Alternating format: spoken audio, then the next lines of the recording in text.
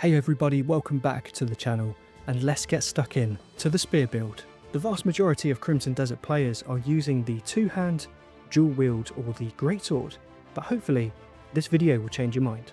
We'll go through everything: the gear setup, the mechanics, the combos, and a skill breakdown. The unarmed playstyle has been my all-time favourite, and if you haven't already, check my build guide out on my channel. Before we jump into the guide, to all the new viewers and subscribers, thank you for clicking on the video. If you like what you see, why not subscribe yourself? I feel like I'm doing something right at the moment because as of late the support has been slightly higher than usual, so thank you so much to all of the subscribers who are enjoying the content. This is just one of many build guides that I'll be implementing onto this game and plenty other RPG single player games in the future, so feel free to subscribe to the channel, sit back, relax, and I hope you enjoy. The spear is mechanically one of the most unique weapons in Crimson Desert, and in this video we'll be diving into this topic heavily. One mechanic certainly doesn't work without the other for the spear to truly shine and decimate bosses into dust. It's a very specific playstyle, and I hope this build grabs your attention with just how fun and effective it truly can be.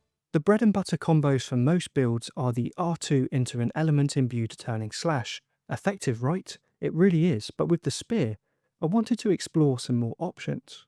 We're looking at an entirely different mechanic. The spear has two skills that the swords don't have. The first skill is an auto counter ability, a great defensive tool, and the second ability is a crowd control AoE that turns you into an absolute shredder. Before we jump into the gear setup and optimal Abyss gear slots, let's just briefly show you guys what the combo is for the spear that I enjoy. To start the fight off, obviously use whatever defensive playstyle that you like, such as blocking, parrying, dodging, or the spear's counter ability. From here, you can either use heavy or light attack, or more effectively use a force palm combo to get some initial stagger. Then our main move will be using R1 and X respectively on PS5 controller on repeat to stack up the combo meter with the relentless Abyss gear until we're low in stamina. After this we can transition into a stab move, a tactical thrust for utility and stun, or what I like, the trusty turning slash with elemental imbuement. Not only are we stacking our combo meter so fast and effectively, but our elemental turning slash is getting a huge spike in damage. So now it's time for the gear. This is where the fun happens. Before I delve in, a brief reminder guys that weapons and armor in Crimson Desert are set into groups and archetypes. Not one weapon is the end all be all to be the best, however certain weapons and armor do have slight differences in stat distribution. So if you can take anything from this video and build, don't feel like you don't have to copy my exact gear loadout. If you like the look of something else that's more aesthetically pleasing, then please be my guest. The Abyss gears and accessories help massively, so let's jump in. For the spear, I've opted for the bismuth spear from the Cuckoo tree. I've stacked critical rate 3 Abyss gears along with a damage Abyss gear, Hound's Claw, and Grey Soul Howling. Grey Soul Howling isn't as important, but this bolsters our combo damage. The main mechanic here is Hound's Claw. In the combo previously shown, this ability here lets us rip into bosses like butter and stack up our combo meter for a juicy turning slash combo. It's an effective Abyss gear, and on top of this setup, the spear I have offers critical rate and attack speed built in. It's a perfect recipe for decimating the content. I tested a few other Abyss gears with this weapon, but I personally found this combo to not only be effective with AoE clearing and combo stacking, but it's the most reliable. If you've seen my previous build guide, I've practically kept the same pieces with relatively similar Abyss gears. Mark of Darkness and Witch's Ring for an abundance of damage and attack speed. Both of these rings are my best in slot picks to improve the attack speed stat.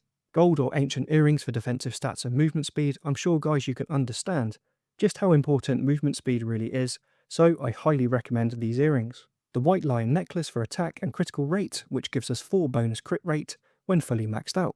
And of course the cloak, we can choose whichever one depending on the resistance, but for me, I choose the Shadow's Cloak, which just gives me extra fire resistance, so I'm not cooking myself with my fire imbue abilities. It certainly helps. Now onto the boots and gloves. We're using the Champion's Gloves and Hungering Fang boots, giving us attack speed bonuses, innate crit rate, and of course, last but not least, the Relentless Abyss gear. This gear is the one that lets us combo up with Hound's Claw. I've doubled up on this Abyss gear, which lets our turning slash open up with a huge damage spike. A brief reminder, do not neglect attack speed, as this is one of the most important stats for a spear build, and it really makes it shine.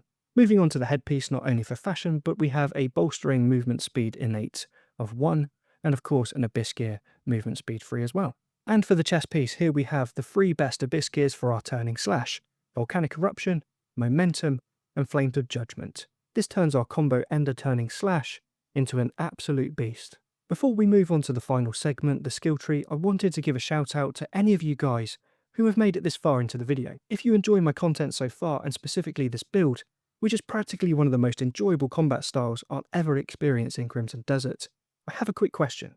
I'm hoping to achieve 500 subscribers by the end of the year. It doesn't sound like much, however, any support is greatly appreciated by you guys.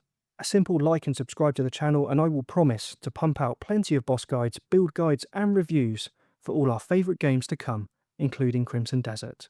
Now let's move on to the optimal skills that I've chosen for the build. Again, this segment is down to playstyle and player discretion, so feel free to pump your points into health, stamina and spirit as best as you see fit to do so. If we look at the red tree, the main skills that I've opted for are the imbued turning slash and of course fire strike. Of course you can choose whichever elemental ability, as long as you get one onto the turning slash, it will certainly help with your damage output. Moving on to the spirit tree, let's go for nature's echo. This gives us extra damage on our turning slash, stab and tactical thrusts, force palm for increased stagger output damage, and of course nature's snare. And the main abilities in the blue tree, turning slash, armed combat, stab, tactical thrust, and the blinding flash combo. And of course, any other abilities that you'd like guys, feel free to do so. And that's all everybody for the spear build. I hope you've enjoyed and I hope you have fun with this build. If you've enjoyed the content and build guides like this, like the video and subscribe to the channel for future uploads. Like always everyone, take care and I'll catch you in the next one. Bye for now.